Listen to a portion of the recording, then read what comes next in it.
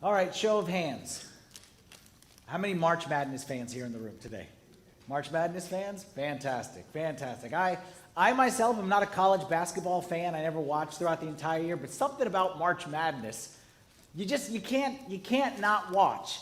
And help me out here in one word. What's the best thing about March Madness? What's the best part of it in one word? What would you say? Cinderella. Okay, the best part about it is Cinderella. And for those who don't know what March Madness is, it's the NCAA college, the men's basketball tournament. And the best part of it is the Cinderella stories or the underdog stories. Everyone loves a good underdog. And this year, in case you're following, we have one of the greatest underdog stories of all time as a school that was a number 15 seed, which is named after a saint, just saying, okay, has made it to the round of 8 teams, which has never happened before, that a team that low. We all love a good underdog story. Everyone loves a good David and Goliath. Everyone loves a good Rocky story for exactly that reason, except for Rocky 5. Other than that, the rest of them are great. We love it because it's something about an underdog who takes on the big guy that we all naturally gravitate towards. So since we're talking about underdogs, I think to myself, if I were to ask you, okay, this maybe just kind of appeals to the sports fans in the room, but I'm a sports guy, so let's talk to the sports. Greatest underdog story of all time. Greatest underdog victory of all time. What would you say? Huh? Well, I'm talking about sports, but David and Goliath is a good example, okay? I'm talking about sports. My first one that came to my mind was, say what? USA Hockey. Okay, so 1980 USA hockey team beat the big bad Russians, and this is basically their professional team against a group of college kids, and somehow we won. How about 2007? What happened in 2007? Really, 2008? No, it was the Patriots, the New England Patriots. Do we have any Patriots fans in the room here today? Good, we don't need any Patriots fans in the room. That was the Patriots, were 18-0. They were undefeated the entire season. And not just undefeated, they blew teams out. Their average margin of victory that year was by 18 points, which is 3 scores. And their greatest victory that year, the biggest victory, they beat the hometown team 52-7 that year. But they lost in the Super Bowl because that's what happens when you run up the score on God's team. That's what happens, okay? I thought to myself of 1990. Who knows what happened in 1990? One of the greatest underdog stories. Remember Buster Douglas versus Mike Tyson? Okay, Buster Douglas, Mike Tyson. Mike Tyson was the baddest man on the planet. Buster Douglas was just some no-namer who was fighting him over in Tokyo. The odds on that fight of Buster Douglas winning, anyone remember what they were? 42-1. 42-1 were the odds, which means that if I were to bet $10 on this fight and choose Buster Douglas, I would walk away with $420. Those are great odds. Another underdog story that I was thinking of after last week, some would say a great underdog story of all time was me marrying Marianne. Some would say that's a victory that no one saw coming. I would say, yeah, okay, absolutely. But the biggest underdog of all time, if we're talking about March Madness, happened in 2018, UMBC. You guys remember this one? UMBC was the number 16 seed that defeated the number 1 seed, who was? University of Virginia, my alma mater, so this one stung a little bit more. That year, okay, prior to that year, what they do is they seed the team. So there's a number 1 seed, the top seed plays the worst team in the tournament. So this was the number 1 against the worst team in the tournament, number 64 team. Prior to that game, anytime a 1 seed played the worst seed, there had been 235 games in tournament history where the best played the worst. 235 games. The average margin of victory for the first team in tournament history was 25 points. They would win by 25 points. This year, the worst team won, they themselves won by 20 points. It wasn't even a buzzer beater. It was a blowout of epic proportions. And you want to talk about betting. At that time, there were different people who were we don't condone gambling here, but we acknowledge it as part of life. Okay, so someone placed a bet. The odds were 100-1. And some people were placing bets on UVA's, the number 1 seed, and that meant that they would have to bet, one guy bet $1,295, $1,295, that's what he bet, and if he would have won a grand total of $12.95. That's how the betting was. You had to bet $1,200 to win $12, to which I would ask myself, this person who is making this bet needs to understand risk-reward ratio. It doesn't really make sense right here. But anyway, why am I talking about underdogs here at church? What does that have to do with anything? Today we're going to go to Gideon. And today, finally, After the 3 weeks that we've been studying Gideon and God has been preparing him, today finally Gideon fights the bad guys, the Midianites. And you are going to be tempted as we read this story of Gideon fighting to think it's just an underdog story. But I'm telling you, today with Gideon fighting, after all that God did for him, God said, I'm going to call you and you're going to defeat these guys. And Gideon's like, well, I'm scared. And then God reassured him. And then the whole testing last week, finally Gideon's going to fight. But I'm telling you, these odds, this is not David versus Goliath. This is not Buster Douglas versus Mike Tyson. This is not even Rocky versus the Russian guy in number 4, Rocky 4. The odds of Gideon winning this fight are absurd. But we'll see what happens. We'll see what happens when Gideon fights. So, just to kind of review where we are in the story. We're in Judges chapter 7. What we read last 3 weeks in Judges chapter 6, God appears to Gideon, says, you're a mighty man of valor. You're going to defeat the bad guys. And Gideon's like, well, I don't really know. I'm kind of scared. So God's like, okay, let's work together. And he assures him. And Gideon takes one step forward. Then he takes one step back. He's like, how do I know again? So God encourages him one more time. And then Gideon, it's time to fight. And then it's like, well, but how do I know that you're going to do it? So this fleece test and the fleece 1 and the fleece 2. And finally, after God has revealed himself to Gideon, it's time to dance. Judges chapter 7, verse 1, we pick up the story. Then Jerubbaal, that is Gideon, and all the people who were with him rose early and encamped beside the well of Herod, so that the camp of the Midianites was on the north side of them by the hill of Moreh in the valley. Jerubbaal, if you remember from a couple weeks ago, is Gideon's alternative name. And remember what it means? It means Baal whipper is what it basically means. The guy who whipped Baal, because that was, God is encouraging him that when he took that first step of obedience, God said, you're now not just a Gideon, you're the killer of Baal. So let's go. He's encouraging him. Verse 2, the Lord said to Gideon, the people who are with you are too many for me to give the Midianites into their hands, lest Israel claim glory for itself against me, saying, my own hand has saved me. God comes to Gideon and says, it's time to fight, but there's one problem. You got too many men on your side. To which Gideon probably thought, that's okay. I'm cool with that. Sorry. I'm cool with too many men on my side. Like, I'm fine with that. And God said, well, yeah, I know that's the thing, Gideon, but I like the underdog story. I don't like it when you have too much on your side. And this is an important point for us as we read this story. We're going to be thinking as we're reading this about our own lives. Because how God works with Gideon when he says, you got too much on your side, and how God deals with that is often how God works in our own life. Okay? Verse 3. Now therefore, this is God saying to Gideon, proclaim in the hearing of the people, saying, whoever is fearful and afraid, let him turn and depart at once from Mount Gilead. And 22,000 of the people returned, and 10,000 remained. So Gideon goes to the people. Says, anyone who's afraid, y'all can leave. And of his 32,000, 22,000 left. And I'll bet you, I don't know this to be true, but I'll bet you that Gideon was like, okay, I'll go too. And God was like, Gideon, that announcement is not for you.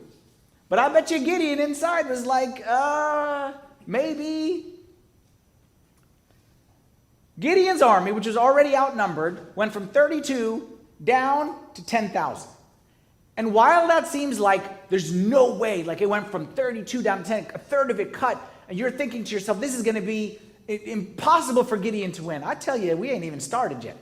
Because right now, with the 10,000 soldiers, you're still in the realm of possibility. It's an underdog story, but it's still some realm of possibility. Meaning, like you could argue that give me 10,000 brave soldiers better than get rid of those 22,000 wimps who don't want to be here anyway. Like, you're just as good without those guys.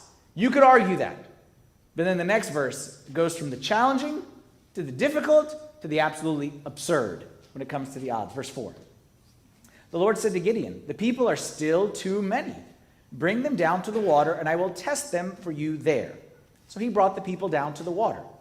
And the Lord said to Gideon, everyone who laps from the water with his tongue as a dog laps, you shall set apart by himself. Likewise, everyone who gets down on his knees to drink. And the number of those who lapped, putting their hand to their mouth, was 300 men. But all the rest of the people got down on their knees to drink water. This is a very strange kind of test that God does. So God says, you got 32,000? That's too much for me. Get it down to 10. 10 is still too much. 10,000 is too much. So he says, take the people down to the river where they're thirsty and let each one have a drink. And don't tell them how to drink it. And some people got down, like on their knees, on the ground, and attacked the water with their face. Okay, like a dog. Okay, like they stuck their head in the river and started drinking from it. Other people bent down, okay, didn't get on their knees, and they scooped up some of the water and brought it up to their face. And God says, those who put their face in the water, we're going to get rid of those. We're going to get rid of those guys. And you know what? I was reading, trying to figure out, why is it? What's the symbolism behind those who stuck their face in the water versus those who cupped? And just my personal theory, I think sometimes we add spiritual things to things that were not meant to be spiritual. We just like to come up with spiritual reasons. So I was reading something that was saying those who were on their feet were still ready for battle versus those who were facing the ground or whatever it may be. I just think God looked at the people and said, who stuck their face in the water, y'all are gross, okay? That's just disgusting. I don't want you on my side, so you guys are out of here. At least the people with the hands, a little bit of decency inside them. But for whatever reason, God is not a fan of the face drinkers, okay? And God says, they got to go. Verse 7, the Lord said to Gideon, by the 300 men who laughed, I will save you and deliver the Midianites into your hand. Let the other people go, every man to his place. I know it's obvious, okay, but I want to be very explicit here so you see what is happening and taking place right here. God started. Gideon was afraid. Gideon didn't know if God could come through. Gideon was, I can't do this. And he had 32,000 men. And God said, too much. And he cut it down to 10. And he's still afraid. And he's more afraid. And God said, cut it down even more. And he went down to 300. Don't miss this point. God intentionally weakened Gideon's army. Don't miss this point. God intentionally took the army, math majors, started off at 32,000, ended up at 300. Give me a percentage. What percentage of Gideon's army did he cut out? Carry the one denominator. Okay. He went from 32,000 down to 300. That's less than 1%. 32,000 would have been 320 if it was 1%. God cut 99%. Gideon didn't have much, but Gideon had his soldiers. And God said, I'm going to cut 99% of your strength and get rid of it. I'm not saying God wants to hurt you. I'm not saying God wants you to be destroyed. But what I'm saying is that sometimes it certainly does seem like it, doesn't it? Certainly seems like God is trying to destroy Gideon. God wants for Gideon to lose. That's how it seems. It's clearly not the case, as we'll see in a second. But it sure does seem like that at times. And I'm sure it seems like that for me, and it seems like that for you sometimes. And that's why the lesson, our key thought here for today, which I'm going to show you up here on the screen in a second. I'm going to put it up here on the screen, and I'm telling you the importance of this. If you get what I'm about to say, if you get what Gideon got today, this is transformative for your life. The way you raise your kids, your ability to have peace in your home, success in your life, like your career, whatever it may be, if glorifying God, if you get what I'm about to say, it's a game changer for the rest of your life. Ready? Your greatest asset isn't your army, but your confidence in God. Your greatest asset isn't your army, but your confidence in God. I bet if I brought every single person up here, you have a story to share that goes along with this. You have a time in your life where you can look back and say, you know what? God made me weak against my will. God took away my strength. God took away what I was relying on. And it seems like he kept doing it. It wasn't just random. It seems like God was intentionally doing it. God pushed me to the point where I said, you know what? I can't, God, I can't. Maybe it was something at home. Maybe your spouse let you down and your spouse wasn't there for you when you really needed them. You said, God, I can't. And you thought to yourself, I just can't. I can't go on. Maybe for you, you got laid off at the worst possible time, like lay off here, lay off there, could have handled it. But God, why now? Maybe for you, it's a sickness for yourself or a loved one. And it's one of those ones that there's just no answers to. And you just keep going from doctor to doctor and just no solution. We've all been there where we feel like, God, You cut my legs out underneath me. You took away the very thing that I needed most right now.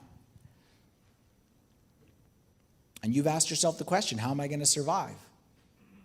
How am I going to get through? And the answer is right there. The answer is, I'm not taking away your strength. I'm actually highlighting your greatest asset. I'm putting the spotlight on the thing that you need the most, which is your confidence and trust in me. For me personally, let me tell you how I apply this. For me, my greatest asset as a priest, what's going to lead to my success when all is said and done more than anything else, it's not my experience, not how smart I am, not my plans, not my great strategic mind or whatever all that nonsense is. What's going to be, when all is said and done, what's going to make me successful, not successful, is my ability to put my trust and confidence in God. My ability to raise my kids is not about the books I read or the blogs I read or the seminars I attend. Like, all that stuff is great. But in the end, my ability to be successful as a dad or you as a mom or whatever it may be comes down to my ability to rely and trust and have confidence in God that they're their kids, they're his kids, not my kids. The number one criteria in all of life for God to bless you and use you mightily is going to be your ability to trust and rely on him. Matthew 13, verse 58, Jesus said it this way. It says, now he did not do many mighty works there because of their unbelief. Every time I read this verse, I think to myself, I wonder how many homes God is looking down on from heaven and says, not many mighty works there because of their unbelief. I don't want that to be my house. I don't want that to be my church. I don't want God to look down at my church and say, I want it to work. I want it to bless. I wanted to do mighty things there, but I just couldn't because they didn't rely on me. They didn't trust in me. There was no belief right there. Your greatest asset isn't your army. It's not your soldiers. It's not your plans. It's not your experience. Your greatest asset is your trust and confidence in God. So let me ask you, and whatever battle you're in right now, what are you relying on? What did you fall back on? What is it you're like, as long as I have that, I'm okay, but I can't lose that? I'm telling you, God will oftentimes take that very thing away, not to hurt us, but to help us. He'll take away the little toy gun, the little water pistol that we're holding on to, says, this is what I need to win the battle, and say, I got to take those things away. So you realize that I got a bazooka for you. I got a rocket launcher over here. I got tanks and stuff over here. And I'm trying to get you to use that, but you're stuck on these little, the cap, remember the cap guns, the pew, pew, pew. You're stuck on those things. And I got to take those things away so that you realize your greatest asset, your strongest weapon is your confidence and your trust in God. Hudson Taylor, who was a great missionary several years ago, said it this way. He said, God wants you to have something far better than riches and gold. That is helpless dependence upon him. We don't like helpless dependence. We don't like that at all. We like that helpless dependence on God. Get that far away. We like dependence on ourselves. We like to be in control. But God, because he loves us, because God wants to bless us, because that's your best weapon. And in light of that, I just want to say, maybe you right now may need to rethink what God is doing in your life. May need to rethink what's happening in the circumstances around you, and maybe see what you've been resisting as maybe God trying to bless you instead. 2 Corinthians chapter 12, verse 9, St. Paul one time went through some tough situations, and he said that God appeared to him and said, my grace is sufficient for you, for my strength is made perfect in weakness. Therefore, most gladly, listen to the words he uses, I will rather boast. I will boast in my infirmities, that the power of Christ may rest upon me. Therefore, I take pleasure in infirmities. It sounds like sickness to take pleasure in infirmities, in reproaches and needs and persecution and distress for Christ's sake. For when I am weak, then I am strong. St. Paul, if he was here today, would say, hey guys, let me tell you a little bit about myself. I am so bad at this. I am so subpar over here in this category. I am like your average, below average. Let me tell you where I'm the worst. And he would boast and take pleasure in these things. Why? Because what he said right there, because it's in my weakness that his strength is revealed. It's when I'm nothing that he's everything. Said another way, you may have heard the expression, you never know God's all you need till he's all you got. You never know God's all you need till he's all you got. Back to Gideon. God created an impossible situation for Gideon. This is not a situation, this is not Tyson versus Douglas, this is not UVA versus UMBC. This is Tyson, this is not Mike Tyson fighting Buster Douglas, this is Mike Tyson fighting me, okay? Or Mike Tyson fighting my grandma, who's diabetic, after a hip replacement when she had got a cold as well. Like that's the fight that's taking place right here. The Midianites are a highly trained, highly skilled, they will outman you, outmaneuver you, they got out everything on you, and there are 135,000 of them. 135,000 against 300 guys. Now granted, those 300 guys, they ain't face drinkers. They drink politely like normal people, but they ain't warriors. They don't have any training. They're 300 against 135,000. In case you're doing the odds, that's 450 of the bad guys for every one soldier that Gideon's got. This is not an underdog. This is a no contest. Let's see what happens. Oh, before we see what happens, I'll tell you what happens, and then we'll see the verse that tells us about it. What happens is this, lesson number 2 for us today. God sends victory not through human might, but through humble obedience. God sends victory not through human might, but through humble obedience. God sends victory through our greatest asset is not going to be our army, is not going to be our strength, but is going to be our trust, our confidence, our obedience to him, and it's through our humble obedience that God brings forth victory.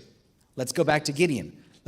Gideon right now, his army's down to 300 people, and he's doing his best to trust God and stick with God, but this is not easy. God is 300 against 135,000. Verse 9. It happened on the same night that the Lord said to him, arise, go down against the camp, for I have delivered it into your hand. But if you are afraid, just to kind of talk about what we talked about last week, faith is a process. God doesn't yell at Gideon. God knows he's afraid.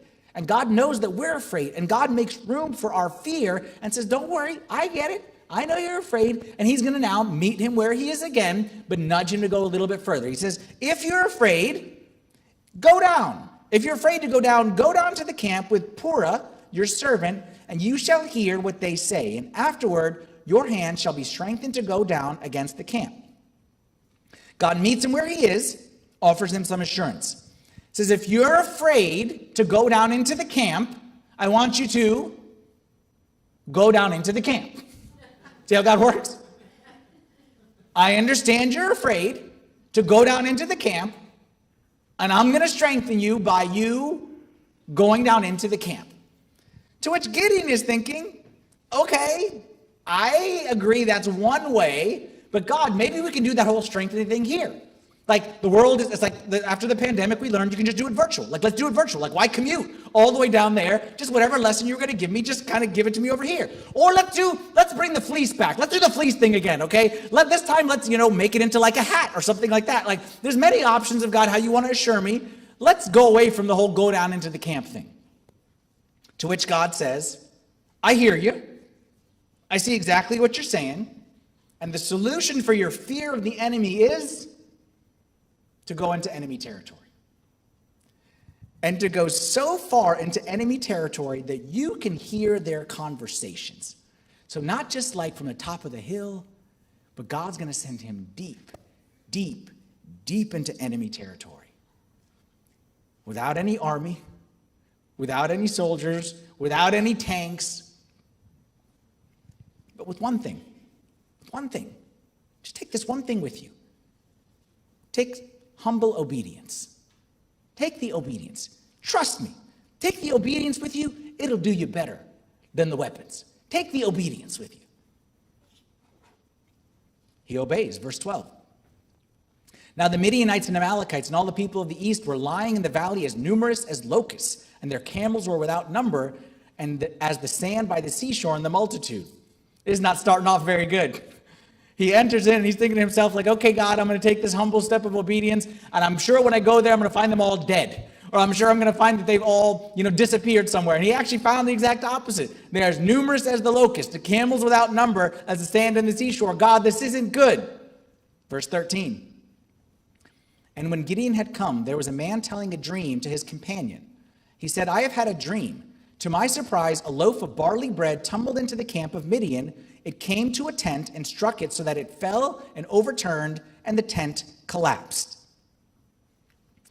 Then his companion answered and said, this is nothing else but the sword of Gideon, the son of Joash, a man of Israel. Into his hand God has delivered Midian and the whole camp. This is important. Okay, we got to break this one down because this is good. This is great and hysterical at the exact same time, so stick with me right here. God tells Gideon, you're scared of the enemy? Go into the enemy camp. Not from a distance, but so far that you can hear a conversation taking place inside someone's tent. Gideon was that far in. And as he gets there, he hears about two people having a conversation. And one says he had a dream of something that came and toppled his tent. And that something, he says, that's Gideon. Okay, and God has delivered us into Gideon's hand because of this dream that he had. What was the thing that represented Gideon in the man's dream? A lion? A sword? A strong beast? A wind? A fire? What was the thing that represented Gideon? A loaf of bread. Don't miss the comedy here. Because God tells Gideon, I believe so much in you. I believe that you are such a mighty man, that you are a tumbling loaf of bread, a round object that has no benefit to it whatsoever, and somehow, back to college basketball. Imagine a college sitting around and say, what's going to be our mascot? Okay, what should we be, guys? And who would say, let's be the Biscuits. We're the Rolling Biscuits. Fear the Biscuits. God reassures Gideon by telling him, you're the biscuit. So he halfway insults him and assures him at the same time. Okay? God has a sense of humor. This stuff is hysterical. Verse 15. And so it was, when Gideon heard the telling of the dream and its interpretation, that he worshiped. And he returned to the camp of Israel and said, arise, for the Lord has delivered the camp of Midian into your hand. Gideon was reassured. Gideon took the step of obedience. And when he got there, he didn't see the army was weak. He didn't see the army was destroyed. But he saw that God promised the victory. And he came back encouraged. Now, this is the part that I want to... Don't miss this point. Gideon didn't have strength. Gideon didn't have courage. But Gideon had obedience. And I'm telling you, so often... we think the courage comes before the obedience, and I promise you it's the opposite. The obedience comes before the courage. Gideon didn't have the strength to go. He didn't have the strength to fight. He didn't have the strength to defeat. But he had the obedience, and the obedience led to the strength. Think of it this way. I think of Peter walking on water. When Peter was in the boat, which happened first? Did he have the faith, or did he have the obedience? Did he have the faith that he could walk on water, or the obedience to step out on the ocean? And I'm telling you, that's a trick question, because I don't think there's an answer, because I think it's kind of the chicken and the egg. I think he had to have a little bit of faith to step out on the water, but then I think when he did step out, I think his faith shot through the roof. Would you agree with that? That you have to have some faith to be able to obey. But I'm telling you, if you are waiting for this level of faith, if you're waiting for God to answer all your questions, if you're waiting for all mysteries to be revealed, if you're waiting for every problem to be solved before you step out in faith, you're going to be waiting a long time. You're waiting a long time. Because the way it works right here, with St. Peter on the water, with Gideon right here, is you take a step of faith. And as you step out, God gives you the strength. Enough to take another step. And then he gives you more strength. The psalmist said it this way in Psalm 119, verse 105, thy word is a lamp unto my feet and a light unto my path. You've heard this verse before. Thy word is a lamp to my feet and a light to my path. We don't like lamps for our feet. You know what we like? We like those big spotlights. Remember in Batman when he would shoot the bat signal up? That's what we like. Because a lamp is nice, but if I'm holding a lamp right here, what is it lighting up? Just right there. And it'll show me the next step, but I don't want the next step. I want the path. I want on the Google Maps, like the overview, so I can choose my route. But that's not how God does. God doesn't give us the Batman lamp. He gives us just a regular lamp. And the lamp shows one step. But what happens when I take this step? What is now revealed? The next step. I take the next step. And now what's revealed? The next step. That's how it was for Gideon. That's how it was for all of the great men and women of God. Sometimes people ask me, you guys heard me talk about this before, that I wasn't really close to God when I was growing up. And it was in college that I started to get close to God. And some people say, how did you go from like not really close to God to all of a sudden a priest in like kind of a short period of time? Like, how did you accept, like, how did that work? Did something dramatic happen? Were you like saved from a car accident, or did like lightning hit you in the face? Like, what happened to you? And truthfully, like honestly, I don't have a great story. It's not like, I'm sure some people have great stories and it's like, you know, whatever they have. That's not me. What it was that I felt God saying, do this. So I did this. I didn't want to do it, but I did this. Then all of a sudden I feel like, God, do this. So I did this. Then he told me to do this. And he told me to do this. And I'm telling you, you look back after a few steps, and all of a sudden you realize that every step was taking you to the next step, and the next step, and the next step. But are you willing? Are you willing to take the step of obedience and allow the faith to develop as you do so? That's what Gideon did. Right here, we'll skip down verse 16 right now. Gideon was now assured, and he came back and he divided the 300 men into 3 companies, and he put a trumpet into every man's hand with empty pitchers and torches inside the pitchers. Comes back to the men. Now Gideon's like, let's rock and roll. We're going to be the flying biscuits, and we're going to take down this mighty army. We're going to win. And he gave everyone 3 items. What are those 3 items? A trumpet, a jar or a pitcher, and a torch. What he did not give them was a sword or a gun or a missile launcher or anything like that. But he gave them these 3 items. What are they going to do with a torch, a pitcher, and a trumpet? Verse 17. And he said to them, when I blow the trumpet, I and all who are with me, then you also blow the trumpets on every side of the whole camp, and say, the sword of the Lord and of Gideon. The sword of the Lord and of Gideon. And he said, I'm going to give you a trumpet. When you hear my trumpet, you blow your trumpet. When you hear me scream, you scream. Verse 18. So Gideon and 100 men who were with him came to the outpost of the camp at the beginning of the middle watch, just as they had posted the watch. And they blew the trumpets, and they broke the pitchers that were in their hand. Then the 3 companies blew the trumpets and broke the pitchers. They held the torches in their left hands and the trumpets in their right hands for blowing, and they cried, the sword of the Lord and of Gideon. Now this is, again, what's taking place right here. The most important fact that we saw in a few verses before. Gideon gave everyone these 3 items, and they came in the middle of the night. And it says they came as the watch was switching. Okay, so they would have like a guard, like maybe if you're a nurse or doctor, you have the same thing. It's like one shift ends and the next shift begins.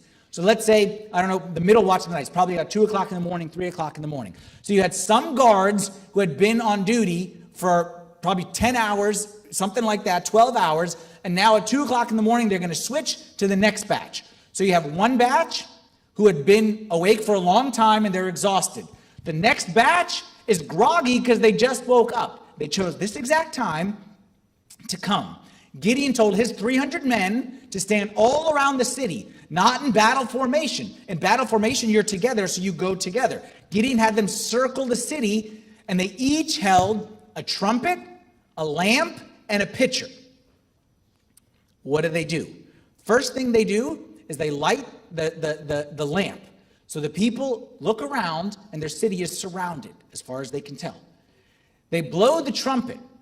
Every single person blew the trumpet. Why this is important?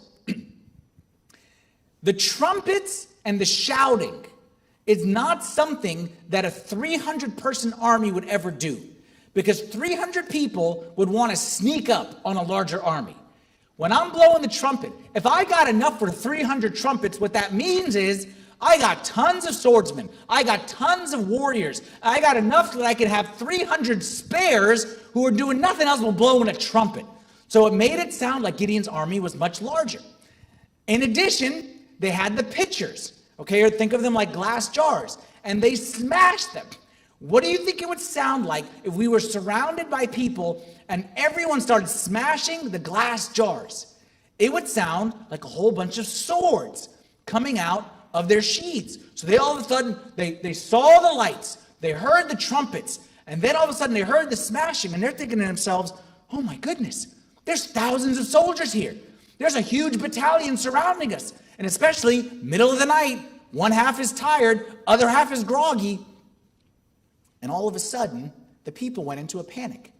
Think to yourself, like how often? This happens to me all the time. You wake up in the middle of the night, like you hear a noise and you're startled and you don't know what day it is, you don't know what's happening, and it's just because someone flushed the toilet or something like that. Imagine being exhausted, middle of the night, and you hear shouting of the sword and Gideon, and you hear swords, and there's lights, and there's trumpets. These people were confused. Next verse, verse 21. And every man stood in his place all around the camp, and the whole army ran and cried out. The whole army was confused. They started running. Oh no, we're under attack. One group is finishing their watch and they're like, oh no, we're under attack. And the people back here see them running and they're like, oh no, we're under attack. And there's a lot of confusion all around. Verse 22. When the 300 men blew the trumpets, the Lord set every man's sword against his companion throughout the whole camp. And the army fled to Beth Acacia toward Zerah as far as the border of Abel Meholah by Tabath. What happened? Every man's sword against his companion means what? Means that as these guys were running back this way, and these guys are waking up, and they hear the noise, and they see the lights, they're like, oh no, we're under attack. And they just started attacking each other. It's the middle of the night, everyone's groggy. And the soldiers of the Midianites are killing each other. They're attacking each other. Gideon and his guys are just playing songs at the outside, playing on their trumpets. And these guys, all confused, and they're killing each other on the inside. Verse 24.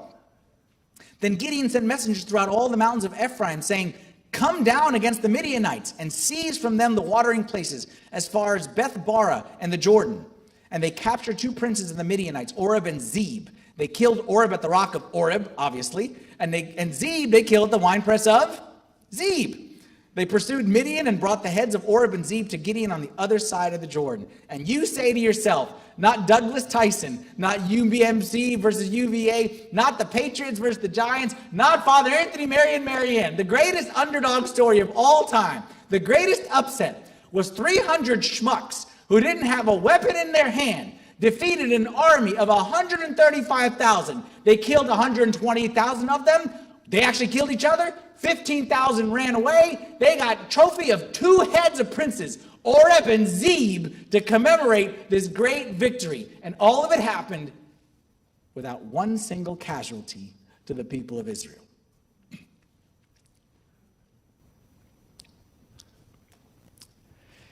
Lesson, ladies and gentlemen, is God specializes in turning weakness into strength and obedience into victory. It's his specialty.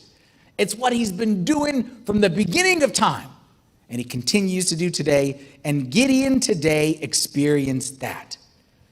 The reduction of Gideon's army from 32,000 to 10,000 to 300. The reduction of Gideon's army was the best thing that ever happened to him, because it got him to rely on his greatest asset, his greatest strength, which was trust in God and obedience, humble obedience. And this is where we're going to stop the story today. Greatest victory of all time. Now you may be sitting there and thinking to yourself, this is an amazing story. How come I've never heard of Gideon before?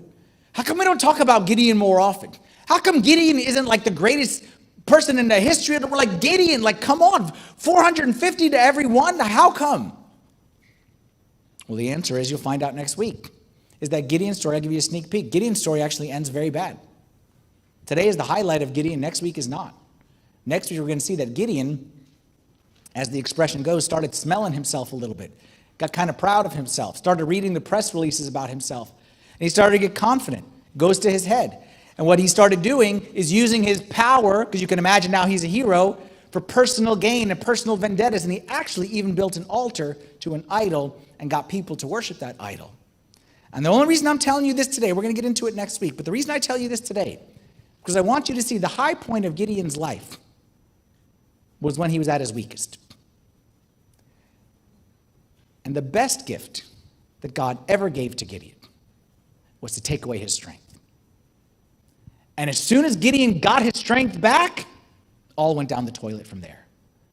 But when Gideon was in weakness, when Gideon was in no control, when Gideon was just, I don't know, God, and this makes no sense, but I trust you, and I'm going to take the step, and I don't know what's going to happen. When that was Gideon, he did the amazing things. He was the best. But then as soon as Gideon got himself back in power, got in control, all went downhill from there. So let us remember that, and let us realize that our weakness, let us embrace the weakness that God allows in our life, the weakness that, like I'm saying, that oftentimes he causes in our life.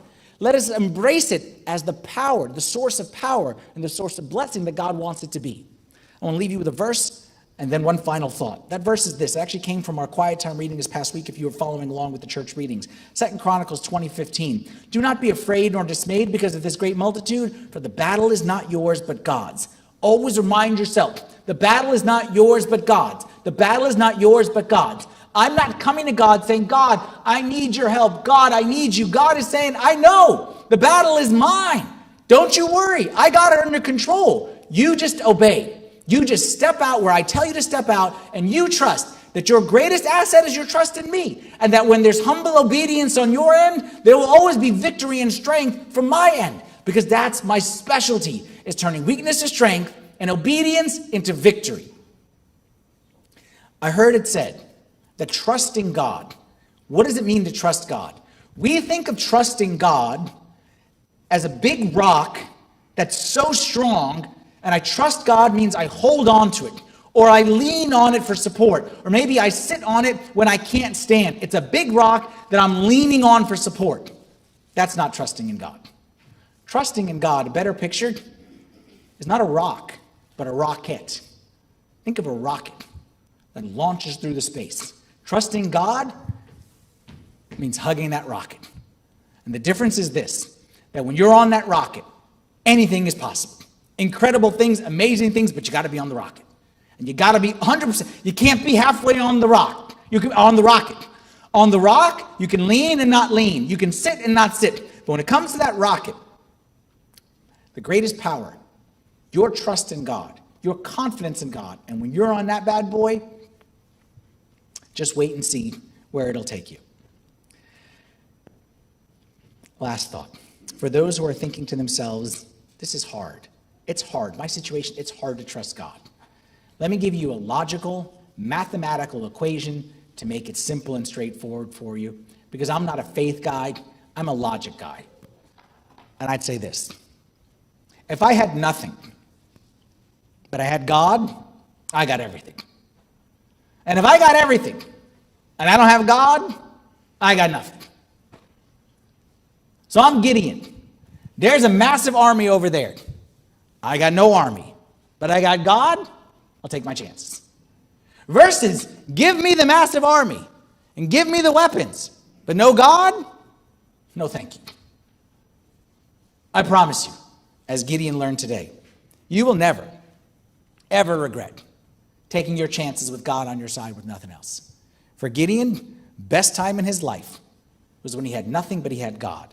Worst time in his life was when he had his strength, because that's when he let go of God. My hope for all of us this week, as we think to ourselves, where is it God is calling me to trust him? Where is it that God is telling me, jump on the rocket, both hands. Let go of whatever you're holding on. Jump on with both hands. Trust me. And when we do that, and we cling to that faith, I'm telling you, what we will discover, as Gideon discovered, is God. If I got God, I got everything. And if I don't have God, no matter what else I have, I got nothing.